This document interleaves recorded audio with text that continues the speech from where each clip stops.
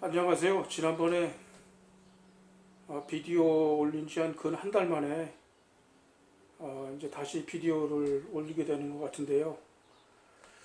그 한 달 사이에 벌써 여기 미국 뉴저지, 뉴욕, 특히 뉴욕이 이제 코로나 바이러스가 가장 심하게 타격을 받은 지역인데요.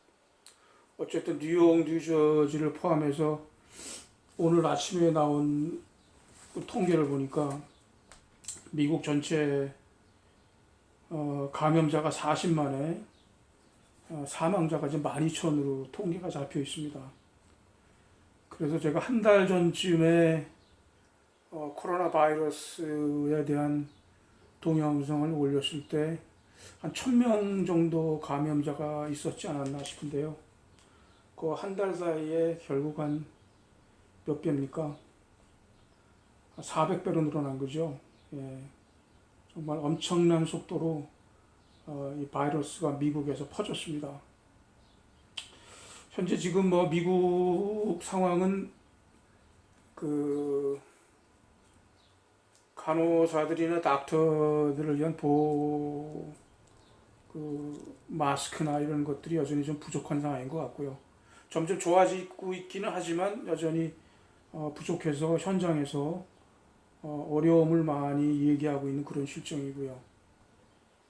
그 다음에 이제 한 가지 두드러지는 특색은 전체적인 나라 전체에 대한 통계는 잡히지 않았지만은 시카고 같은 대도시, 그 다음에 루지애나, 미시간 쪽에서 작성된 통계 중심으로 보면은 코로나 환자들 중에 사망하는 비율이 흑인들이 한 70%를 차지한다고 그래요. 그래서 이런 것들이 이제 미국 내부적으로 좀 이슈가 되고 있는 것 같고요. 그런데 이분들이 이제 많이 사망하는 이유는 다른 백인이나 다른 인종에 비해서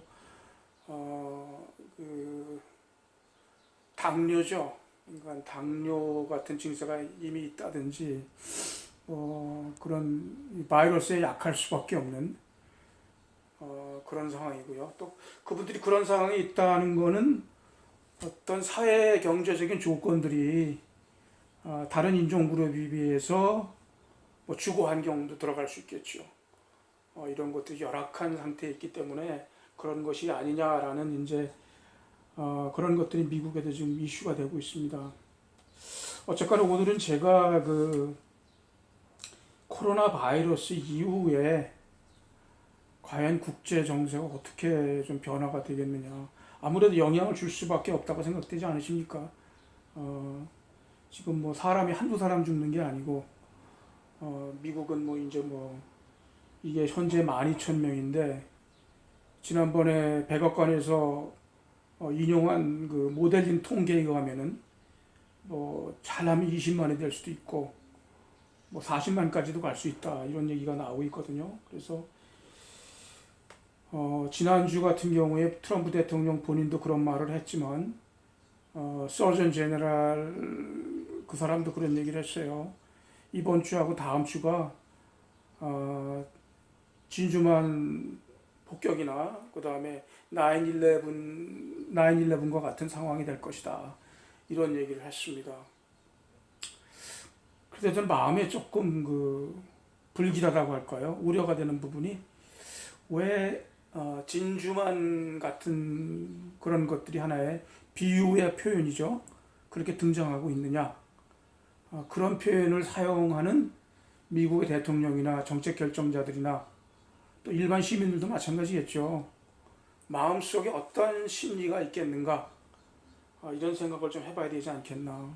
그래서 어쨌거나 이번에 코로나 바이러스 사태는 중국의 책임이 크다고 할 수밖에 없는 거거든요. 그래서 우한에서 최초의 시작이 됐을 때에 이 전염병에 대한 정보를 관련 국가들과 밀접하게 공유를 하고 필요한 사항들 전파를 하고 했어야 되는데 그런 부분들에 있어서 미흡한 점이 있었고요. 그 다음에 미국 정부 쪽하고 또 가시돋친 설전이 오고 갔죠. 그래서 미국 쪽에서 차이나 바이러스다. 우한 바이러스다 이렇게 얘기하니까 중국에도 심지어 어떤 얘기를 했냐면은 미군이 몰래 들어와 가지고 우한에다가 바이러스를 퍼뜨렸다 이런 말도 안 되는 소리를 했거든요. 그래서 그 특정 사안 자체에 대해서는 뭐 중국 외교부에서 뭐 특별한 그 정정 뭐 성명을 낸다든지 그런 거는 없었어요. 근데 다만 이제 어, 주미 중국 대사가 그런 식의 그 주장은 말이 안 된다. 이제 그렇게 얼버무리고 이제 넘어가는 그런 상황이 됐는데 어쨌거나 그런 식으로 설전이 오고 가면서 미국과 중국 간에 굉장히 지금 감정의 앙금이 가라앉지 않은 상태고요. 그리고 앞으로 이 사망자 추이나 이런 것들이 어떻게 진행되느냐에 따라서 이게 미중 관계에 상당히 심각한 영향을 줄 것 같습니다. 그래서 지금 미국 언론의 동향을 보면은 트럼프 대통령이 이 사태의 초기 진행 단계에서 미리미리 좀 대비를 했더라면은 훨씬 더 피해를 줄일 수 있지 않았겠느냐 이런 의견들이 있는 거거든요. 그래서 지금 트럼프 대통령의 실정에 대해서 미국의 거의 모든 언론이 뭐 십자포화를 매일 퍼붓고 있는 그런 상황입니다. 그러다 보니까 이게 올해 대선하고도 문제가 걸려 있잖아요. 그러니까 이 사태가 언젠가는 진정이 되겠지만 그렇게 쉽게 넘어갈 것 같지는 않습니다. 그래서 이 책임을 외부적으로 돌려야 될 필요성도 있고요. 또 중국이 전혀 관련이 없다, 무죄하다고 할 수 없는 아까 말씀드린 대로 그런 미진한 부분들이 많이 있었거든요. 그런 것들도 있고요. 그리고 미국뿐만이 아니죠. 지금 영국 같은 경우에는 심지어는 총리가 바이러스 양성 반응을 받아가지고 지금 총리 직무를 수행하지 못하고 외교장관한테 맡겨놓고 지금 중환자실에 들어가 있다고 그러는데 이거 아무래도 그 양반도 상태가 그렇게 뭐 양호한 것 같지는 않습니다. 그래서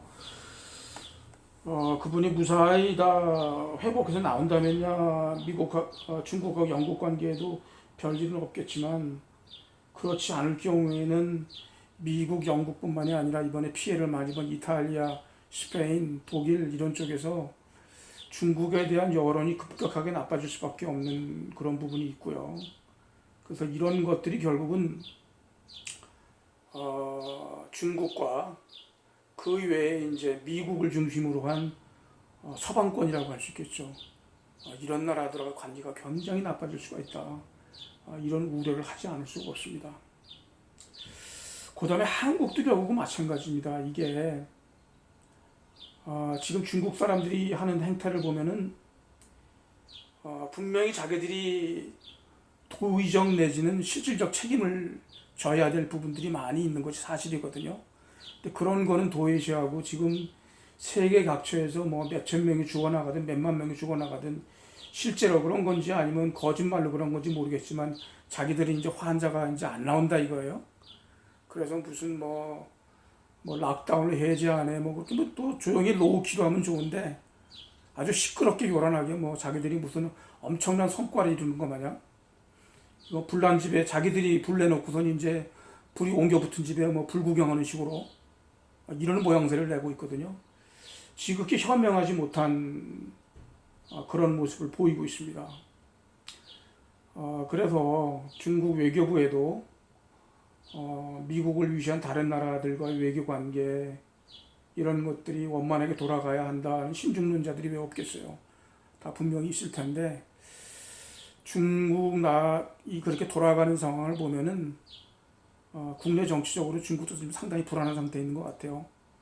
그래서 잘못하면 정권이 좀 흔들릴 수도 있다는 좀 위기감이 많이 느껴지다 보니까 어떻게든 민심을 무마하기 위해서 사태가 극복됐다. 그리고 뭐 경기를 진작시키겠다. 이런 차원에서 뭐 국제 여론이고 뭐 신경 쓸 겨를이 없는 거죠. 제가 보는 바로는 그렇습니다. 그 다음에 이게 중국이라는 이런 나라를 생각해 보면요. 우리가 참 초등학교 다니고 이렇게 어린 시절에 어른들한테 좀 듣던 얘기들이 있어요. 그래서 옛날에 뭐 중국 사람들은 뭐 인육을 먹는다든지 사람을 잡아다가 뭐 이상한 짓을 한다든지 이런 말을 종종 들었거든요.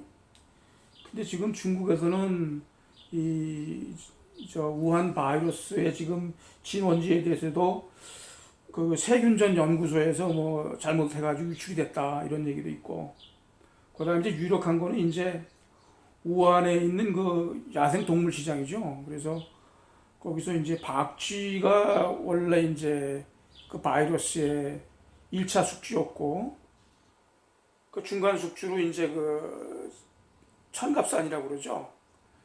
뭐 보면 좀 사진을 보면 좀 아주 그 별로 이쁘지 않은 그런 짐승인데, 그게 무슨 뭐 중국 사람들 사이에서는 뭐 조혈에 좋고 뭐 스태미나 정력이 좋다고 그래가지고 부자들이 이렇게 많이 잡고 많이 먹는데요.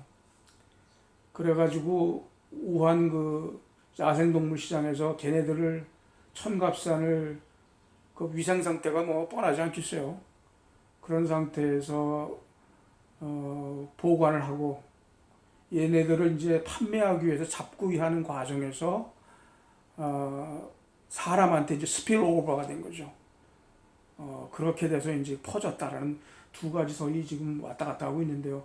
제가 볼 때는 후자 쪽에 훨씬 더 무게감이 실릴 것 같습니다. 물론 그거에 이제 과학자들이 발견을 결국은 해내겠지만 박씨를 만들려면 이제 그 감염 경로를 알아야 되니까요. 어쨌거나 중국이 이런 나라라는 겁니다. 그래서 1978년도에 등소평이 개혁 개방을 했잖아요. 근데 이게 공산당이거든요. 근데 공산당인데 자기들이 정치 지배 체제는 그대로 유지하면서 사실은 공산주의 핵심이 그 경제 운영 방식인데요. 그건 자본주의로 하겠다고 이렇게 된 거 아니겠어요? 간단히 얘기하면은. 그럼 이게 무슨 얘기냐면은 하여튼 우리는 정부 차원에서 국가 권력 차원에서 돈 되는 일을 하겠다. 돈을 위해서 말하자면은 공산주의 이데올로기의 가장 핵심 부분이라고 할 수 있는 경제 논리 자체를 우리는 내려놓겠다. 뭐 영혼을 팔겠다 이런 얘기거든요. 제가 공산주의를 지지하자는 얘기는 아니고요. 어쨌든 제도 공산주의라는 원조 공산주의자라는 측면에서 보면 말이 안 되는 짓을 한 거거든요. 자, 그러면은 제가 무슨 얘기를 하려고 그러는 거냐면요. 국가 권력이 그런 식의 결정을 해버린 말이죠. 국민들한테 무슨 얘기를 하는 거예요? 니네들은 돈만 되는 일이라면 그것이 뭐 인륜을 뭐 어기는 일이든 법을 어기는 일이든 뭐 상관없다는 거예요. 돈만 되는 일 뭐든지 하라는 거거든요. 그래서 사실 이런 것들하고 관련이 있는 겁니다. 지금 이 코로나 바이러스 사태라는 게. 그래서 저는 개인적으로 중국이라는 나라에서 굉장한 회의를 갖고 있습니다. 그래서 과연 이제 앞으로 이 코로나 사태가 진정이 돼서 쉽게 얘기해서 중국 대 서방의 편가르기가 될 때에 한국이 어느 쪽에서 해야 되느냐 문제, 이것도 생각해 봐야 된다는 거죠. 그래서 한국이라는 나라가 중국이라는 나라를 의식하지 않을 수 없죠. 왜냐하면 우리의 밥줄이 거기 달려 있으니까. 근데 사실 밥줄이 달려 있다고 우리가 너무 그렇게 거기에 대해서 필요 이상으로 민감해할 필요는 없어요. 왜냐하면은 중국이라는 나라가 경제를 운영하기 위해서는 한국에서 필요한 그 생산에 필요한 뭐 전문적인 용어로 중간재라고 그러죠. 중간재뿐만 아니고 요즘 뭐 기초재도 많이 사가겠죠. 한국에서 기초재도 만드는 게 요즘 많으니까 그런 걸 사가야 되는데, 우리가 중국에 비해서 뭐 짧게는 5년, 길게는 10년 그런 기술 경쟁력, 중간재나 기초재의 상품 경쟁력을 유지한다면 우리가 눈치 볼 거 없는 거예요. 자기들이 먹고 살기 위해서는, 지네 나라 백성들 먹여 살리기 위해서는 자기들이 싫든 좋든 한국 물건 사가게 되는 거거든요. 그러니까 그거를 뭐 우리 한국의 정치 권력이 중국에 대해서 뭐 손을 비벼들 필요가 없다는 거죠. 경제는 경제 논리로 가는 거니까. 돈 벌려면 할 수 없잖아요. 경제 논리를 해야 되고. 그게 1978년대 등소평의 결정 아니었겠어요? 지금도 마찬가지죠. 그런 부분이 있다고 생각이 되고요. 그래서 우리가 2000년대 초반에 한국이 중국하고 양파 분쟁이 났을 때 우리가 그냥 뭐 여지없이 중국이 찍소리도 못하고 그냥 다 당하고 말았잖아요. 그러면 이번 바이러스 같은 문제도 그것도 마찬가지입니다. 만약에 중국 사람들이 지금 하는 걸 보면은 미국이나 서구 여러 나라를 상대로 저렇게 철면피식으로 안하무인격으로 뭉개고 나가는데, 만약에 그게 한국과 중국 사이에 일어난 일이었다. 그러면 어떻게 됐겠습니까? 볼 것도 없는 거죠.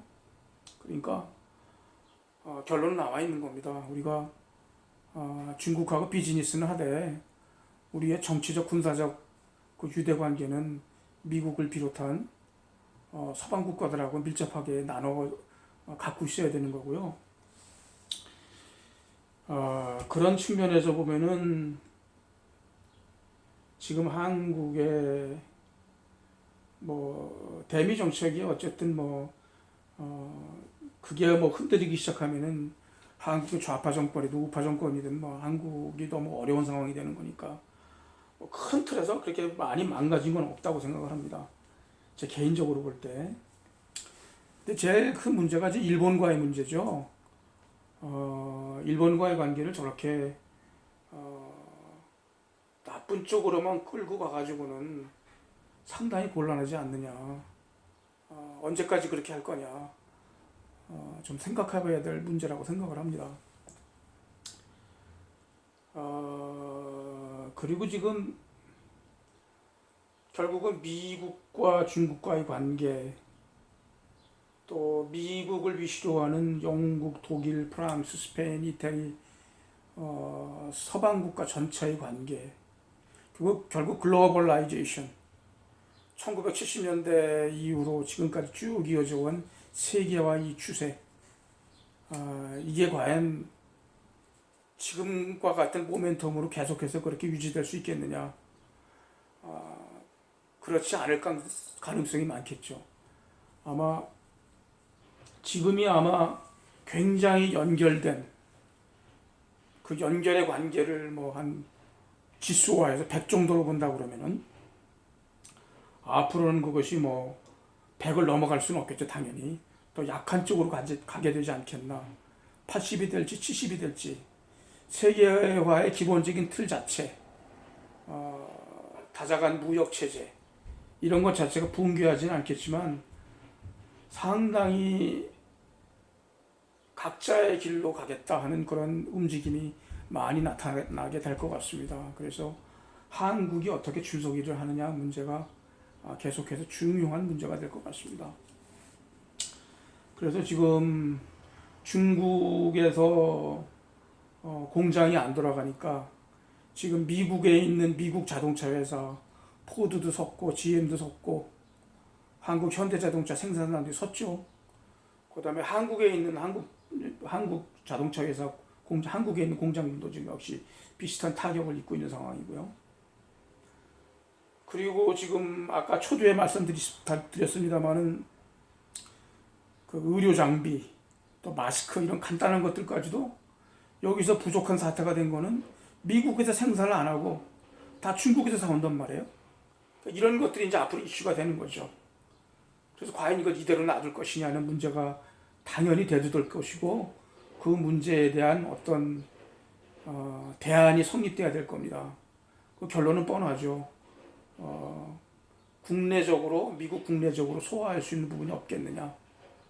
그래서 그런 부분들이 실제로 변화가 있을 거고요. 그래서 국제적인 공급망 체제, 서플라이 체인 매니지먼트라고 그러죠. 그 서플라이 체인 매니지먼트에도 아마 기저에 깔린 근본 철학 자체가 많은 변화가 오지 않을까. 그러니까 지금까지는 흔히 얘기하는 도요타 생산 방식이라고 그러죠. 그거를 물건을 생산하는 것이든 아니면 물건의 주문을 떠오는 것이든 간에 just in time, 딱 맞는 시간에 가장 정확한 경제적인 수량을 갖다 놓고 팔면 경제적이다, 프라핏이 개인이 가장 많이 나온다, 이런 논리로 들어갔는데, 지금과 같은 상황이 이제 벌어지니까 이거는 경제 시스템상의 문제가 아니라 국가 안보상의 문제가 되는 거거든요. 그래서 그런 부분에도 상당한 손질이 가해질 것이다. 그래서 결국 그것은 총체적으로 볼 때에 현재까지 세계의 공장 노릇을 해온 중국 경제에 부정적인 영향을 줄 수밖에 없을 것이다. 이런 생각이 들고요.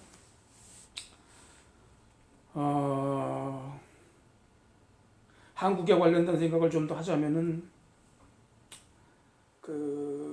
이번 문재인 정부 들어와 가지고 신남방 정책이라는 거를 하고 있잖아요. 그래서 아세안 국가들하고 연대 관계 뭐 이런 거를 많이 하고 투자도 많이 하고 이렇게 하는 거로 됐는데, 지금 이번에 우한 코로나 바이러스 사태를 겪으면서 베트남 같은 나라는 심지어 삼성이 그 나라 GDP의 뭐 30몇 프로인가를 책임지고 있다는 그런 막강한 영향력을 갖고 있는데도 지금 한국 사람들의 이동이라든 이런 것들에 대해서 굉장히 냉대를 받은 듯한 그런 상황이 있죠. 베트남 정부에 의해서. 그 다음에 유사한 상황이 뭐 마찬가지입니다. 인도네시아나 이런 나라들에서 이렇게 돼 있고 그런 건데요. 그러면은 여기서 지금 문재인 정부가 한 가지 미스하고 있는 건 뭐냐고 말이죠. 원래 이 동남아시아라고 하는 것은 일본의 텃밭이거든요. 근데 이 사람들 머릿속에는 지금 2차 세계대전 이후에 막강한 경제력을 갖춘 일본의 힘, 일본이 그동안 쌓아놓은 크레딧, 그것만 있는 건 아닙니다. 역사적인 메모리가 있어요. 뭐냐면은 월남 얘기를 예를 들면 말입니다. 월남이 프랑스 식민지였죠. 근데 일본이 싱가포르를 점령하고 태평양 전쟁 일으키면서 월남도 점령을 하게 되죠. 근데 이제 그때 당시에 월남을 지배하고 있는 프랑스가 비시 프랑스란 말이에요. 자유 프랑스가 아니고. 그러니까 프랑스의 식민 지배 체제, 정치 시스템이죠. 그걸 그대로 인정했어요. 그냥 놔뒀어요. 그랬는데 전세가 불리해지니까 2차 세계대전 끝나기 한 6개월이나 한 1년이 채 안 되는 그런 시점의 얘기인데, 일본 사람들이 이제 생각을 이제 바꿔먹은, 좀 악랄해진 거죠. 쉽게 얘기해서. 그래가지고 우리가 직접 통제해야 되겠다. 이렇게 되면서 그 당시에 월남 사람들이 감히 똑바로 쳐다보지도 못하던 그 프랑스 사람들을 그냥 닭장차에다가 그냥 닭모가지 비틀어서 그냥 끌고 가듯이 그냥 그렇게 끌고 가는 걸 이 사람들이 목격을 했어요. 그러니까 이게 충격이었어요. 월남 사람들한테는. 일본 민족, 이거 보통 민족이 아니구나. 독하기도 하고 강력하기도 하고, 유색인종인 동양인이 백인종들 갖다가 이렇게 그냥 굴비 엮으면서 엮어가지고 질질 끌고 가는 걸 처음 봤거든요. 그런 거예요. 그런 기억이 있는 거예요. 그런 유사한 기억이 싱가포르에도 있고요. 인도네시아도 마찬가지고. 그러니까 그런 일본의 텃밭에 우리가 들어갈 때에, 한국이 들어갈 때에 그 사람들이, 동남아시아 사람들이 한국에 대해서 가지고 있는 딥다운에 있는 그 컬처, 그 시각이 뭐냐 하는 걸 좀 알고 들어가야 돼요. 그러면은 하다못해 먼저 인구 통계 같은 것만 봐도 말이죠. 베트남이 1억입니다. 필리핀이 1억이고요. 태국만 해도 7천만이에요. 인도네시아 2억 6천. 이 사람들 마음속에 표현은 하지 않지만 한국이 요즘 자기들보다 잘 살고 그런 나라가 되니까 겉으로야 그런가 하지만 속으로는 한국쯤이야 하는 생각이 있다는 겁니다. 그래서 그런 것들이 이번에 본심이 드러나는 거라고 저는 개인적으로 분석을 하고 있습니다. 그래서 제가 무슨 얘기를 하려고 그러냐면은, 신남방 정책 하려면은 군사적인 엘리먼트가 같이 따라가 줘야 돼요. 그래서 한국이란 나라가 중국이란 이런 나라에 그냥 호락호락 끌려가는 나라가 아니구나. 필요하면 자유적인 어떤 무력 행사 이런 것도 할 수 있는 나라로구나. 실제 이 나라들 하고 있잖아요. 월남 같은 나라들, 중국에 대해서. 필리핀도 마찬가지고요. 이런 나라 것들이거든요. 필리핀 같은 건 예를 들면 지금 미국하고 하고 있었던 Visiting Forces Agreement라고 그러죠. 방문군 협정. 이거 안 하겠다는 거 아니에요. 자기들 자체적으로 하겠다는 거 아니에요. 그러면은 한국이 이 사람들한테 보여줘야 되는 거는 경제적으로 우리가 좀 우위에 있다 이런 것만 갖고는 안 돼요. 군사적으로도 일본을 능가하는 군사력을 갖고 있다는 것을 보여줄 수 있는 그런 것들이 필요하다고 저는 강력하게 믿습니다. 그래서 지금 중장기적으로 보면은 북한 핵 문제가 있습니다만은 북한이 우리의 북한만 우리가 염두에 두는 건 아니잖아요. 그러니까 앞으로 해군 전력이라든지 공군 전력이라든지 이런 것들이 파워 프로젝션 할 수 있는 이런 부분에 대한 또 합동 훈련이라든지, 그리고 이거 뭐 아주 너무 나가는 얘기가 되는지 모르겠습니다만은 필요하다면 필리핀 같은 나라 돈 없어서 비행기 못 사오잖아요. 그러면은 우리도 뭐 북한하고의 군사적 균형 관계 이런 것들 때문에 사실은 뭐 이게 현실화가 될 수 있는 문제 있는지 모르겠습니다만은 미국 대신에 필리핀하고 방문군 협정을 맺는 거죠. 그래서 우리나라 전투 비행대다가 뭐 일개 대대가 됐든지 뭐 일개 비행 중대가 됐든지 필리핀에 가서 1년에 6개월 정도 거기 가서 주둔하면서 필리핀하고 같이 합동 훈련도 하고 말이죠. 그럼 얼마나 보기 좋아요. 전 이게 좀 같이 가져야 되지 않겠나 이런 생각을 하고 있고요. 지금 좌파 정부에서 이런 거 하기 힘들 거예요. 그래서 결국은 우리 소위 말하는 우리 우파 정치가 제대로 나가려면은 이 거대한 안보담론, 이 안보담론을 저변으로 해서 그 화두를 던져 나가야 된다고 생각을 하고요. 그래야 진정한 보수구 우파 정치가 된다고 저는 생각합니다. 그러면서 지금 싱가포르식의 그 클린 팔리틱스 있죠. 깨끗한 정치. 그 싱가포르의 지금 집권 정당 이름이 좀 희귀해요. 인민행동당이라고 그러는데 공산당은 물론 아닙니다. 근데 그런 좀 생경한 이름을 갖고 있는데 인민행동당이 하는 것과 같은 그런 클린 정치. 지금 사람들이 다 알거든요. 좌파들도 우파 못지않게 해먹는다는 거 다 알아요. 조국인이 뭐 또 그다음에 가까스로 턱걸이 해가지고 청문회 통과한 그 강요들 많이 있잖아요. 그러면 클린 정치로 나가면은 그걸 뛰어넘을 수 있는 거거든요. 정치인들 본인 입장에서는 좀 정치가 재미없어지겠죠. 짭짤한 것도 없고 뒷구멍으로 들어오는 것도 없고 뭐 그러면 진짜 이제 옥석에 가려줄 수 있는 정치가 되는 거죠. 오늘도 제가 좀 큰 얘기를 했습니다만은 코로나 바이러스 이 상황을 보면서 앞으로 한국이 줄서기를 어떻게 해야 될 거냐, 한국의 정치가 어떻게 돼야 될 거냐, 이런 생각을 하지 않을 수 없게 되는군요. 그래서 그런 생각도 해봤습니다. 지금 다행히 한국은 뭐 바이러스가 진정 상태라고 그러는데 여전히 그 2차 확산에 대한 우려가 많이 있고 또 사회적 거리두기가 여전히 필요한 상황이고 그런 것 같습니다. 그래서 저도 지금 조심조심해서 지내지만 한국에 계신 분들 저희 친지뿐만이 아니고 저희 동기생들, 저를 아는 분들 모두 하여튼 건강하게 이 상황을 잘 넘겼으면 좋겠습니다. 오늘은 이상 이렇게 말씀드리도록 하겠습니다. 감사합니다.